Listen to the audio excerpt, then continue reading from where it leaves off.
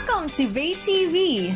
Here we give you our views and verdicts on food we have tasted, places we have visited, and anything under the sun we have.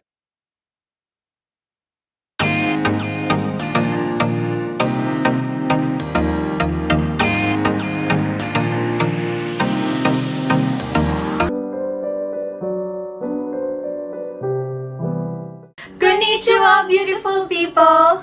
Watashi no namae wa babes desu. Watashi wa yaya desu. Together, we are your BaYe! Welcome to part 5 of BaYe's view on Korea and Japan. In this vlog, we'll bring you to the famous cultural spots in Japan. We will also try being a Japanese for a day wearing their traditional kimonos. We will also share some tips on how we save time and pocket money. So what are we waiting for? Let's get started! From Tokyo, we traveled via midnight bus to Kyoto, where famous temples and shrines can be seen. One travel tip to take note is to travel via midnight transportation when traveling from city to city to explore one country. This will not only save travel time, but will also give you savings for one night of accommodation.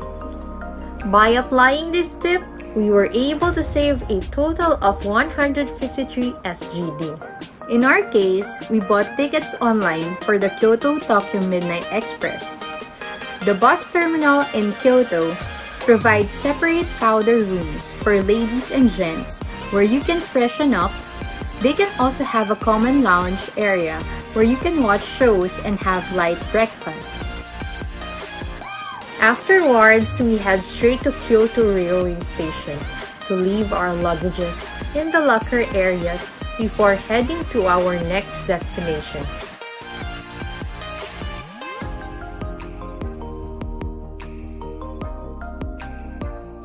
Another travel tip we want to share is to make use of lockers available for luggages in Japan train stations. This will save you travel time just to leave your luggages, and of course, this will also help you save on one-day accommodation cost. By applying this tip, you are able to save 153 SGD. Of course, there's no better way to experience Japan than to dress up like a Japanese. Our whole family straight away went to Kyoto Rental Kimonos, a place nearby Fushimi Inari Shrine where you can rent kimonos at reasonable prices from as early as 9 AM for the whole day as long as you return the kimonos by 6 PM.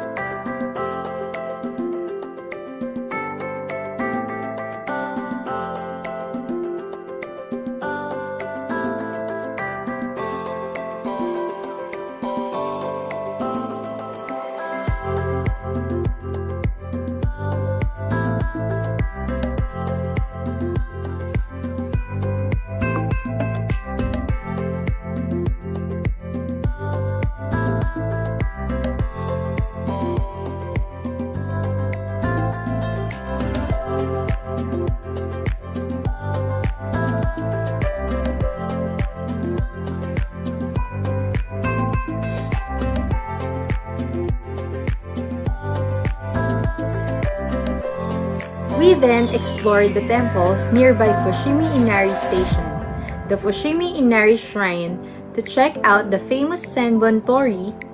Then we ate a scrumptious meal of udon and tempura for lunch.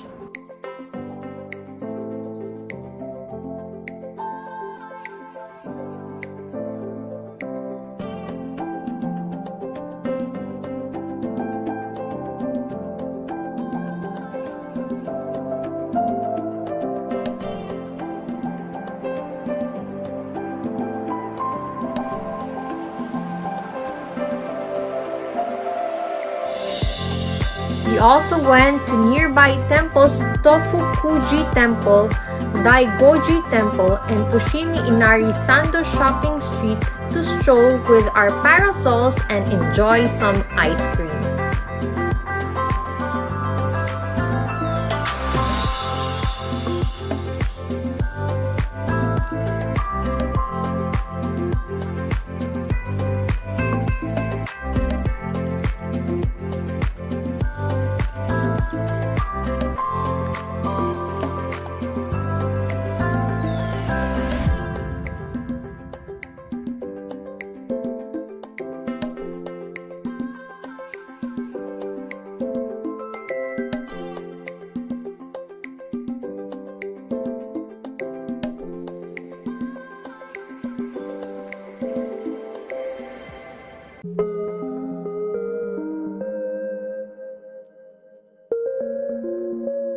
After returning our kimonos, we rode the JR Express to Nara Station to get a glimpse of the deers, but unfortunately, the deer park is already closed, so we just strolled around and explored the area.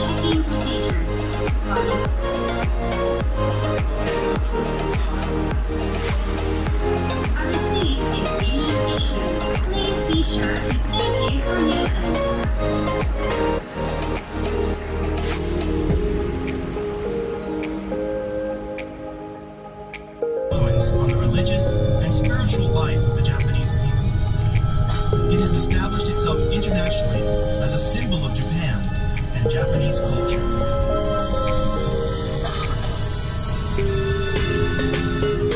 Of course, you cannot say you really went to Japan unless you've seen the magnificent view of the highest mountain and the iconic symbol of Japan, Mt Fuji. Since we went during spring season, we were able to witness the Fuji Shiba Sakura Festival. Here you can see a carpet of 800,000 flowers in bloom only during springtime, sprawling at the feet of Mt Fuji. If you are a viewer of our vlogs, you would know that we would go all out to enjoy flower gardens to the countries that we visit.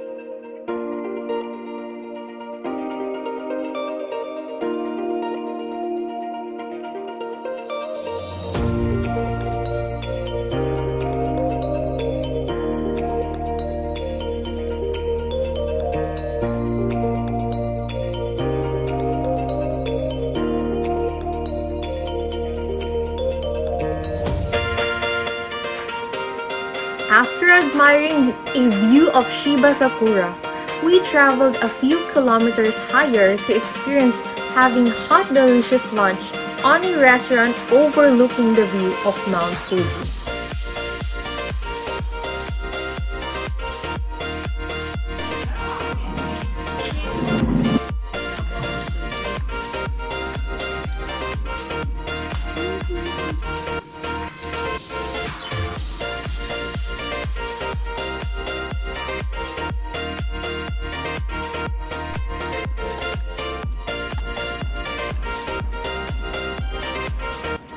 The one-day tour we booked online also includes a tour to Ishihara farm for a fun-filled strawberry picking experience. We indulged munching the luscious fruit we freshly picked by ourselves.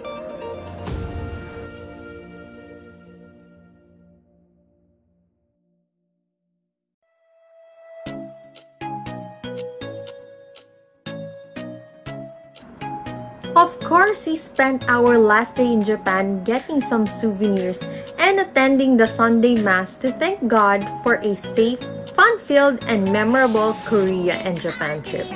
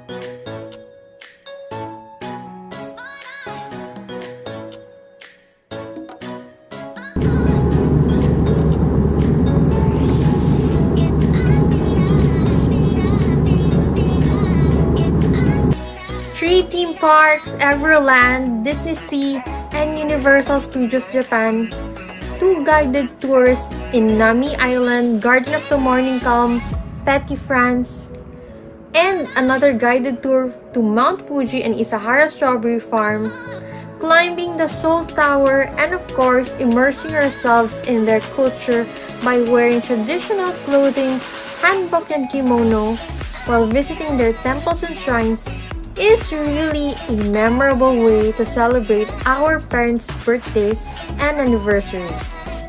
It was really exhausting, especially when we traveled during Golden Week, but it is indeed a wonderful experience worth cherishing. So there you have it. Arigato gozaimasu for joining us in reminiscing our trip in Korea and Japan. We hope you enjoyed this 5-part vlog as much as we did. For me, Korea and Japan are 2 countries that I won't mind visiting again and again because of its rich culture, its interesting tourist spots, and of course, its flavorful food. Have you been to Korea and Japan? What places do you miss? What do you want to revisit once the global lockdown lifts? Comment down below. And if this video has made you happy or helped you in any way, please don't forget to like, share, and subscribe. See you next weekend! Happy Father's Day to all our dads out there, especially to our Daddy Mario. God bless!